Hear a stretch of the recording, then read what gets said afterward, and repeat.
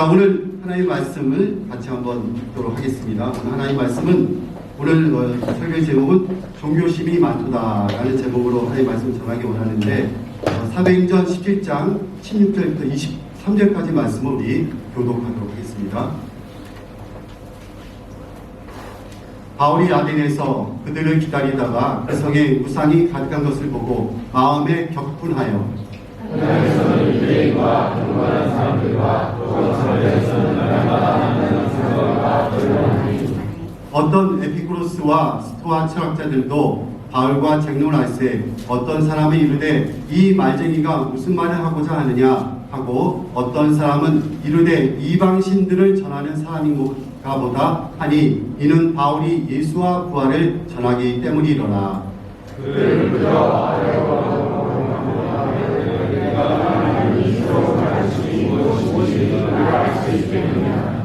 내가 어떤 이상한 것을 우리 귀에 들려주니 그 무슨 뜻인지 알고자 하노라 하니 모든 다른 사람과 거기서 사는 외국인들이 가장 새로운 것을 일어나고 듣는 것이기에는 알기 시간을 쓰지 않으니라. 바울이 아레오파고 가운데 서서 말하되 아덴 사람들아 너희를 보니 범사에 종교심이 많도다. 내가 두루 다니며 너희가 위하는 것들을 보다가 알지 못하는 시대계라고 새긴 당도 보았으니 그런즉 너희가 알지 못하고 위하는 그것을 내가 너희에게 알게 하리라. 아멘. 예, 오늘 저는 종교심이 많도다라는 제목을 가지고 하나님의 말씀을 전하기 원합니다. 자, 오늘 본문에 보면은 이제 사도 바울이 2차 전도 여행 중에 아덴이라는 도시를 방문하게 됩니다. 이 아덴은 바로 아테네인데요. 아테네라는 이 도시는 고대 그리스의 여러 도시국가 중에서 굉장히 중요한 도시국가 중에 하나였습니다. 문화와 예술의 중심지였을 뿐만 아니라 정치와 철학의 중심이기도 했던 것입니다.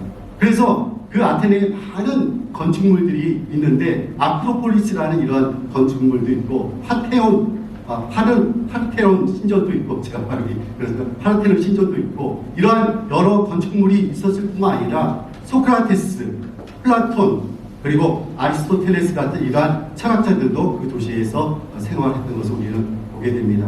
그뿐만 아니라 이 도시는 굉장히 민주주의가 꽃을 핀 곳이었는데 많은 사람들이 토론을 통해서 어떤 정책을 이끌어내고 그리고 지도자를 선출할 때 직접 투표를 통해서 선출했던 민주주의가 시작되던 도시였기도 합니다.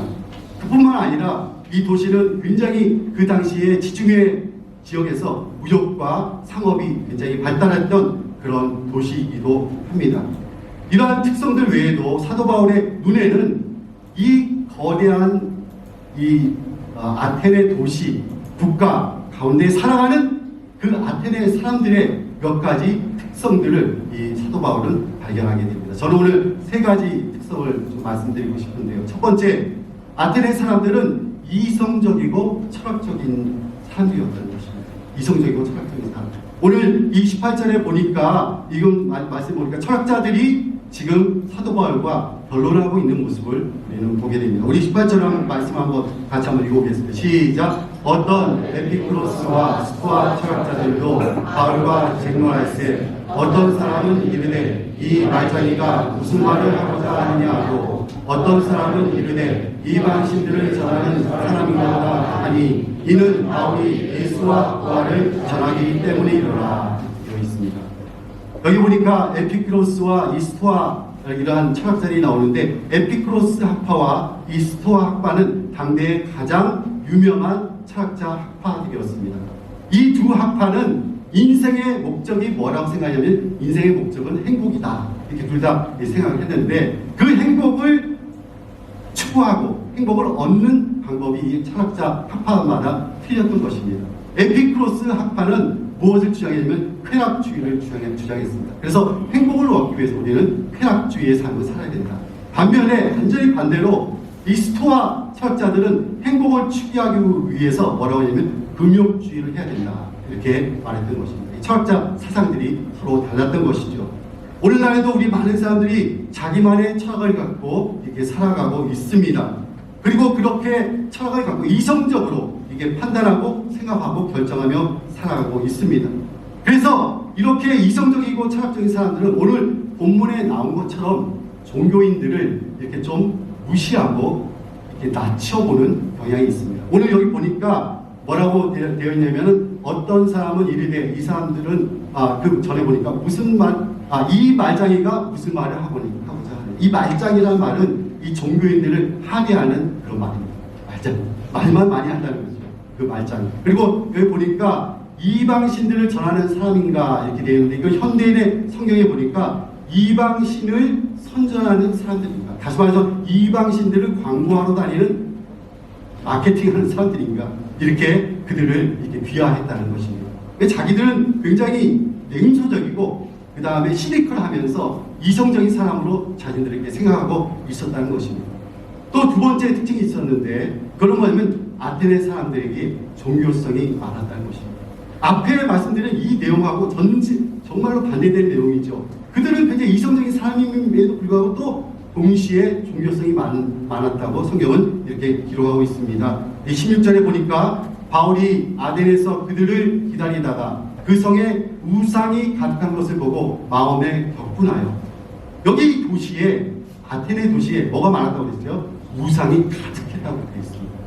그리고 오늘 22절에 보니까 우리 같이 한번 읽어보기 원합니다. 같이 한번 읽겠습니다. 시작. 바울이 아레오파고 가운데 서서 말하되 아덴 사람들아 너희를 보니 범사에 종교심이 많도다.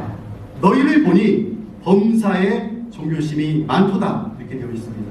자, 그들은 철학적이고 이성적이었으면서 동시에 종교심이 많았던 것입니다. 어떻게 보면 서로 모순되는 것 같은데 이러한 현상이 그 당시에 있었다는 것입니다.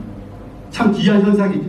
그런데 오늘날 우리가 살고 있는 한국 사회도 그런 현상이 지금 일어나고 있다는 사실입니다.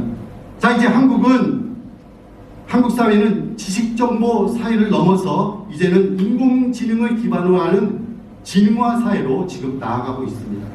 그래서 과학기술과 첨단산업이 고도화된 사회로 지금 나아가고 있습니다. 그런데 아이러니하게도 젊은 세대에게 지금 점술과 미신이 유행하고 있다고 합니다. 그래서 한국에서는 사주나 타로점을 통해서 운세 보기가 지금 굉장히 유행하고 있다고 합니다. 그래서 유튜브의 통계에 의하면은 이 타로와 관련된 유튜브 채널이 몇 개나 되시는 줄 아십니까? 25,000개가 된다고 합니다. 25,000개. 그리고 사주와 관련된 유튜브 채널이 몇 개가 되면 700개가 된다고 합니다. 그리고 지금 한국의 젊은이들은 미신도 많이 믿는다고 합니다. 그뿐만이 아닙니다. 기독교 청년도 예외가 아닌 것입니다. 최근에 한국기독교사회문제연구원이 진행한 기독청년 인식조사 결과에 따르면 놀라지 마십시오. 5명 중에 2명은 자신의 마음의 안정감을 얻기 위해서 타로나 사주점을 본 경험이 있다고 말한 결과가 나왔습니다. 오늘 여기 청년들 많이 와 있는데 여러분 혹시 타로점 봤는지 모르겠어요. 여기는 한 명도 없는 것 같아요. 다행입니다. 마음의 안정감을 얻기 위해서 그렇게 본다는 것입니다. 자, 우리가 지금 살고 있는 이 베트남을 한번 보십시오. 베트남은 정치체계는 뭡니까? 사회주의 정치체계입니다. 그렇지만은 정치체계는 사회주의지만 개인적인 삶을 들여다보면 그들에게 굉장히 종교심이 많다는 것을 우리는 발견하게 됩니다. 정치체계는 유물론을 기초한 공산주의 철학을 신봉하지만은 개인의 삶은 조상 숭배를 하고 풍수지리를 믿고 사주관상을 보는 그러한 현상이 베트남에 많이 일어나고 있다는 것입니다. 그래서 베트남 사람들 미신을 많이 신봉합니다. 그래서 음력 날짜를 따라 따져서 이사하는 날도 그 다음에 개업하는 날도 이 날짜를 정합니다.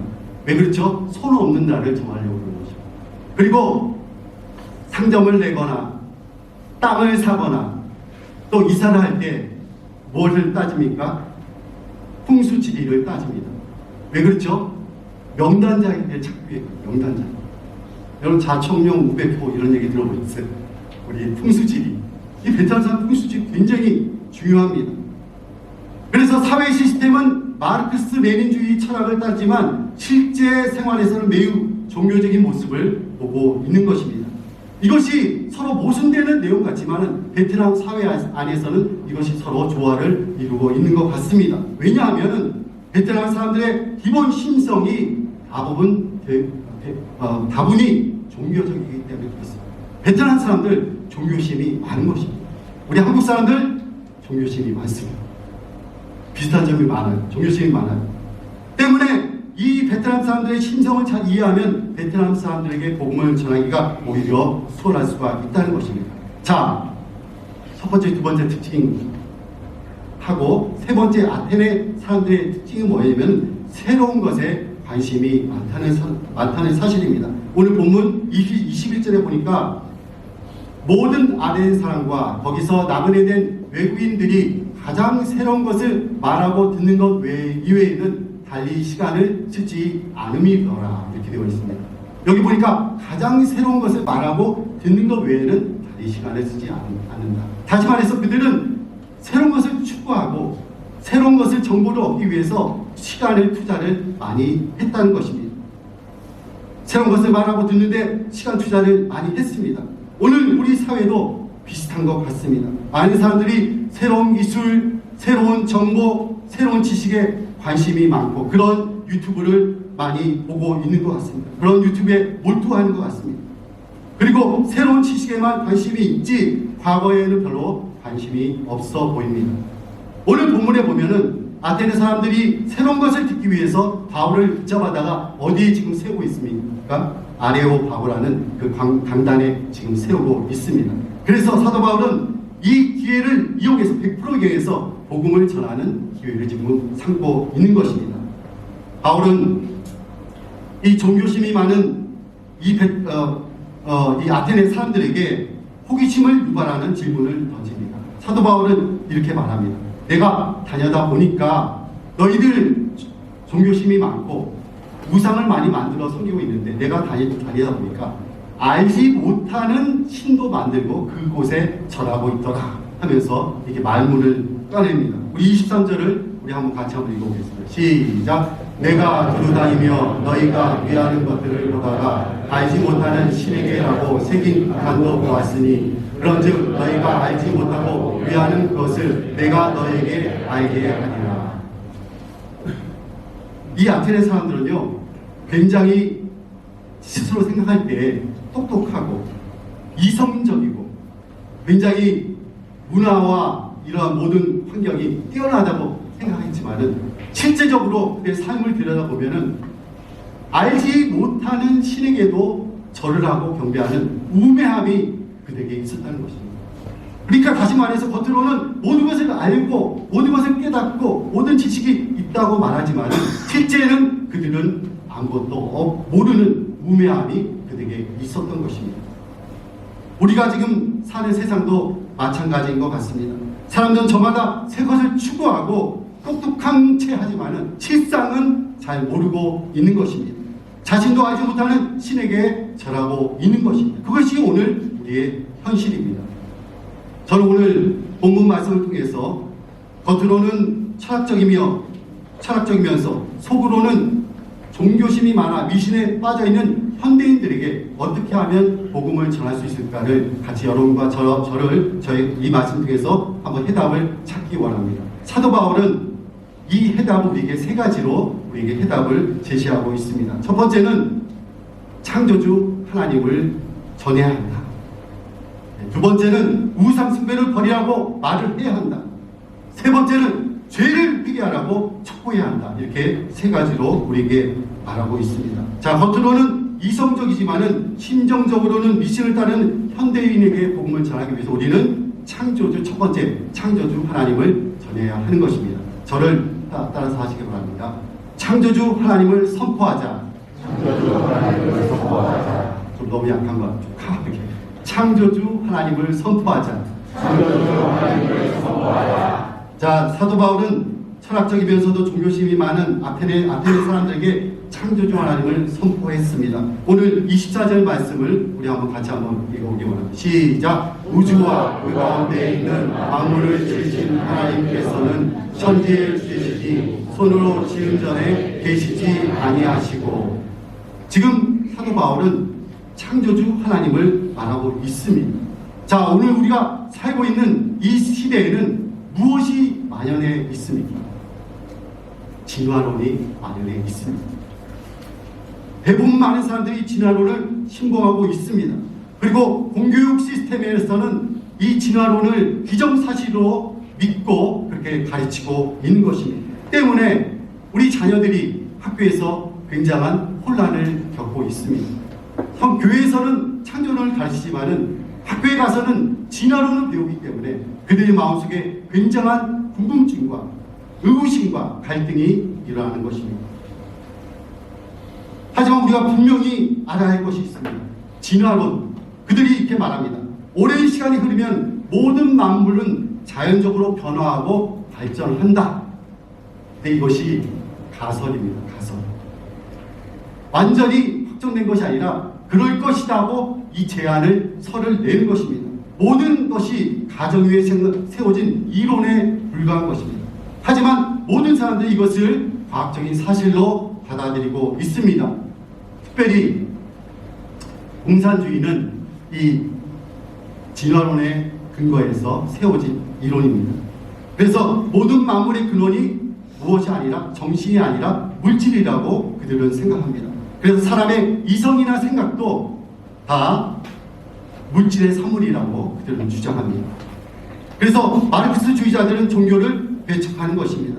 종교는 사람이 만들어낸 것이고 그래서 사회 발전에 해악을 주는 것이다. 이렇게 그들은 생각합니다. 심지어 칼 마르크스라는 사람은 종교를 향해서 뭐라고 말합니까? 종교는 인민의 안편이다. 이렇게 말합니다. 하지만 온 우주 만물은 저절로 세워진 것이 아니라 하나님이 창조하신 것입니다. 여러분 믿으십니까? 네. 그리고 인간이 단세포 생물에서 진화되어 유인원이 되고 유인원이 또 진화되어 현재 사람이 되었다고 하는 이 진화론은 허구인 것입니다. 우리는 진화론이 만연한 이 세상에서 우리 자녀들에게 창조론을 가르쳐야 할 것입니다.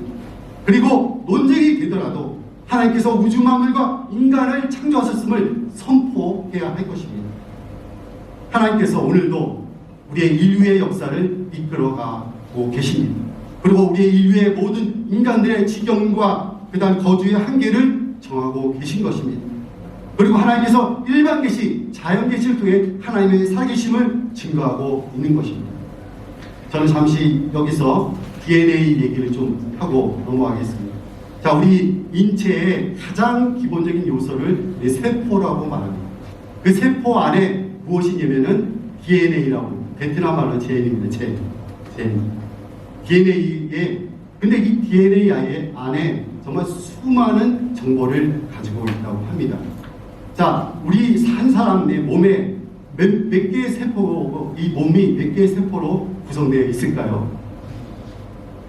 아는 분이 없는 것 같아요. 37조의 세포로 이 몸이 구성되어 있다고 합니다. 37조 개의 세포로 이 사람은 구성되어 있습니다. 그런데 그 한 세포 안에 이 DNA가 들어있는데 이 한 세포 안에 있는 DNA가 가지고 있는 정보는 브리테니카 백과사전의 그 양보다 많다고 합니다. 그러니까 브리테니카 백과사전이 한 30권 정도 이상 되거든요. 그 사전보다 많은 양의 정보가 한 세포 안에 DNA 안에 그 정보가 들어있는 것입니다. 그러니까 한 사람의 몸 안에 있는 이 정보는 어마어마한 숫자를 이루는 것입니다. 한 인간의 몸에 있는 DNA 정보는 지구상에 있는 도서관의 책들보다 훨씬 더 많다고 합니다. 여러분 정말 놀랍지 않습니까? 지금 이 몸에 엄청난 정보를 여러분 갖고 살아가고 있으신 것입니다. 또 사람이 정자와 난자가 수정된 이후부터 인간이 태어날 때까지 이 세밀한 설계의 도와 구체적인 지시사항이 이 DNA 안에 다 들어있어서 생명이 태어날 때까지 그것을 지시하고 안내하고 인도한다고 합니다. DNA 안에 모든 정보가. 이 DNA, 이것을 누가 만들었을까요? 하나님이 만드셨어요. 자연적으로 생겨진 것이 아닙니다. 이 DNA 안에 있는 모든 정보를 하나님이 만드셨고, 그것을 설계하신 분은 바로 하나님이시거든요. 그래서 이것을 우리는 요즘에 지적 설계라고 합니다. 지적 설계, 인텔리전트 디자인 이렇게 말합니다. 자, 이런 놀라운 DNA 특성에 대해서 마이크로소프트사 빌 게이츠 전 회장은 이렇게 말을 했습니다. DNA는 컴퓨터 프로그램과 같다. 그러나 현재 우리가 지금까지 만들어낸 어떤 소프트웨어보다 훨씬 더 진보된 것이다 라고 말했다고 합니다.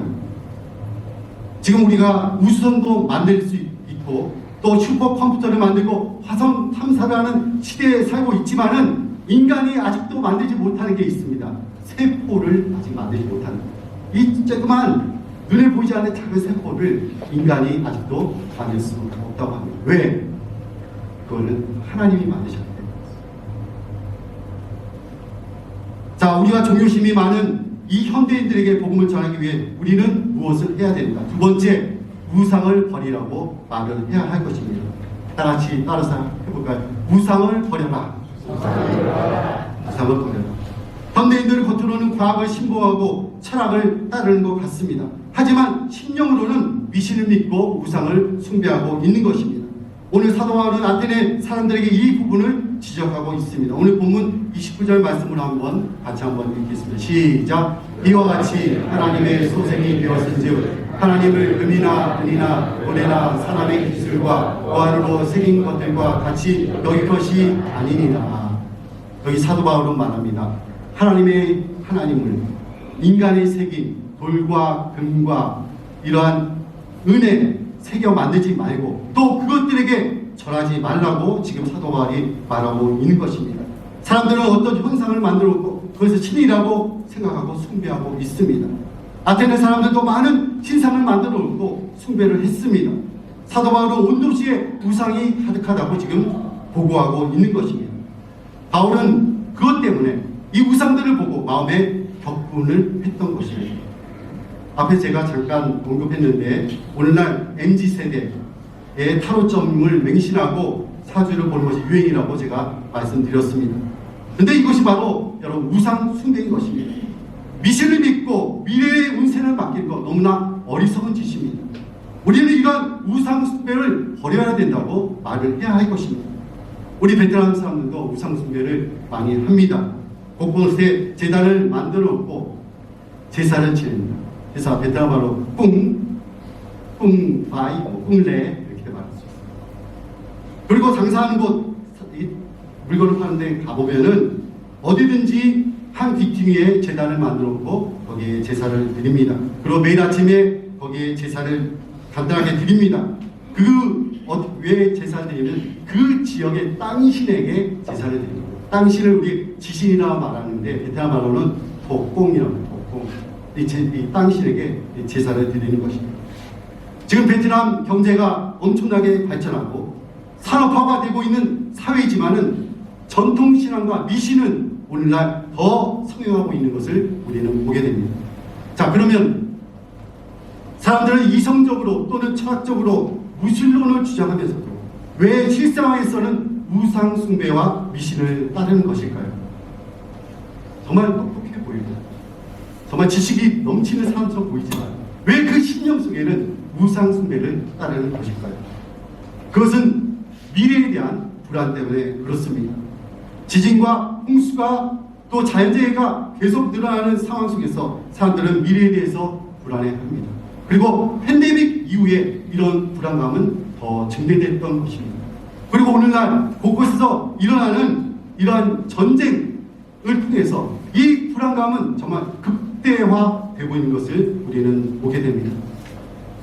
사람들은 경제가 발전하고 첨단 기술과 인공지능이 발달하는 세상에 살면서도 미래에 대한 불안감으로 미신과 우상 숭배를 의지하는 것입니다. 사랑하는 성도 여러분, 이것이 오늘날 우리가 살고 있는 현대인들이 살아가는 현 주소이며 현 모습인 것입니다. 정말 갈 길을 잃고 방황하는 현대인의 모습입니다. 자, 이러한 현대인에게 정말 무엇이 필요할까요? 이들에게 예수가 필요한 것입니다. 길과 진리 되시는 예수가 우리 현대인들에게 모두 필요한 것입니다. 우리 요한복음 14장 4-6절 말씀을 한번 같이 한번 읽어봅시다. 시작. 예수께서 이르시되 내가 곧 길이요 진리요 생명이니 나로 말미암지 않고는 아버지께로 올 자가 없느니라. 방황하는 현대인들에게 가장 필요한 것은 바로 우리 예수님인 것입니다. 그들은 겉으로 이성적이고 정말 철학적인 것 같지만 심정적으로 미신을 따르는 현대인에게 이 예수가 필요한 것입니다. 자, 그러면 마지막으로 이 현대인들에게 어떻게 복음을 전할 수 있을까? 세 번째, 회개를 촉구해야 되는 것입니다. 오늘 본문에서도 사도 바울은 겉으로 철학을 운운하지만 마음속으로는 우상숭배에 빠져있는 아테네 사람들에게 회개를 지금 촉구하고 있습니다. 오늘 본문 30절 말씀을 우리 한번 같이 한번 읽어보기 원합니다. 시작. 알지 못하는 시대에는 하나님이 간과하셨거니와 이제는 어디든지 사람에게 다 명하사 회개하라 하셨으니, 여기 본문에 뭐라고 되어 있습니까? 다 회개하라 하셨습니다. 오늘 우리 사회는 겉으로 똑똑한 것 같아도 속으로는 우상을 숭배하며 미신을 따르는 현대인에게 하나님께로 돌아오라고 회개를 촉구해야 한다는 것입니다. 우상 숭배를 버리고 그리고 자신의 죄를 깨닫고 하나님께로 돌아오라고 이렇게 외쳐야 하는 것입니다. 자, 그러면 우리가 어떻게 회개하라고 정할 것인가? 만나자마자 다짜고짜 회개하시오. 당신 회개해야 됩니다. 그러면은 회개할 사람 아무도 없죠. 기분 나빠할 것입니다. 우리가 이 회개를 선포해야 될 때 지혜가 필요합니다. 반드시 회개를 외쳐야 되는데 어떻게 하는 것이 가장 지혜로운 방법일까요? 여러분 자신이 예수님을 만난 것을 간증하면 됩니다. 내가 과거에 어떤 사람이었는데 내가 예수를 만나서 나의 모습이 이렇게 변화되었다. 간증하면 되는 것이고, 내가 그렇게 많은 죄를 갖고 있었는데 예수님을 만나서 나의 죄가 용서함을 받았다. 이것을 간증하는 것입니다. 사도 바울도 많은 사람들 앞에서 복음을 전할 때 자신이 만났던 예수를 간증하는 모습을 보게 됩니다. 그는 다메섹 도상에서 예수님을 만나 자신의 인생이 180도 변화되었던 것을 간증했던 것입니다. 여러분도 만나는 사람들에게 저 여러분의 삶을 간증하시는 은혜가 있기를 간절히 원합니다. 예, 결론을 맺겠습니다. 오늘 아테네 도시에서 복음을 전한 사도 바울의 이야기를 통해 우리는 하나님의 메시지를 발견하기 원합니다. 그것은 겉으로는 철학적이고 이성적인 것 같지만 속사람은 우상을 숭배하고 미신을 따르는 현대인들에게 어떻게 복음을 전할 수 있을 것인가 하는 것입니다. 첫째는 그들에게 창조주 하나님을 전해야 할 것입니다.